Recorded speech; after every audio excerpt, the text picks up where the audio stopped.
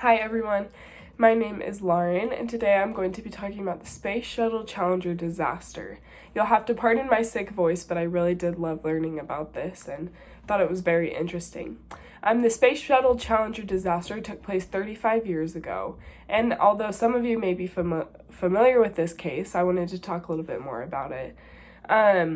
This accident happened on January 28th of 1986, and 7 crew members lost their lives as the spaceship broke apart over a minute after it took off.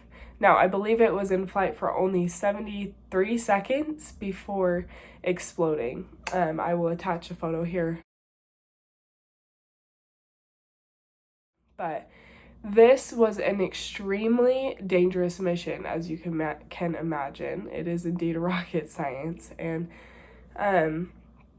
it is extremely devastating when you think about the lives that were lost and the work that went into this mission, preparing for this mission, becoming educated on rocket science, and all things needed to become an astronaut, and also the hard work that went into building this spaceship and everything else.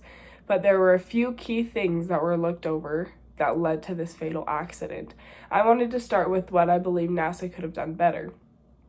I learned that NASA disregarded several warnings about launching in such cold weather, and they decided to ignore these warnings and go ahead and blast off anyways, and because of that, things went wrong.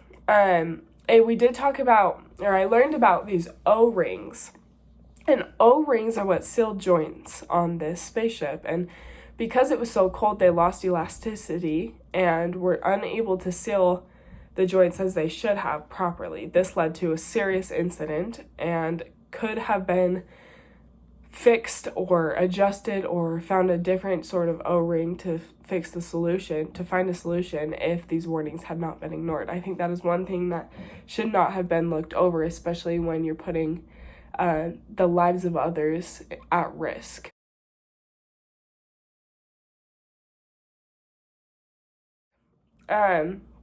I think that it is very, very important in a situation like this to not only double check, but triple check and keep checking and make sure that everything is right. And I think that this is not a case where anything should just be disregarded, especially when it's a warning. Things like weather and the climate and other things should definitely be taken into consideration in a case like this. As far as what I believe should be done to handle situations like this ethically, whether it is more important to protect the company or the public, I do believe that it is almost always more important to protect the people, whether that means there are more people at the company or more people just publicly, that is who should be protected. Now, these people had families, these people had the responsibilities, they needed to pay the bills, they needed to be there for their children, and I think that it is so important to be loyal to those who you could potentially save with whatever information that you have.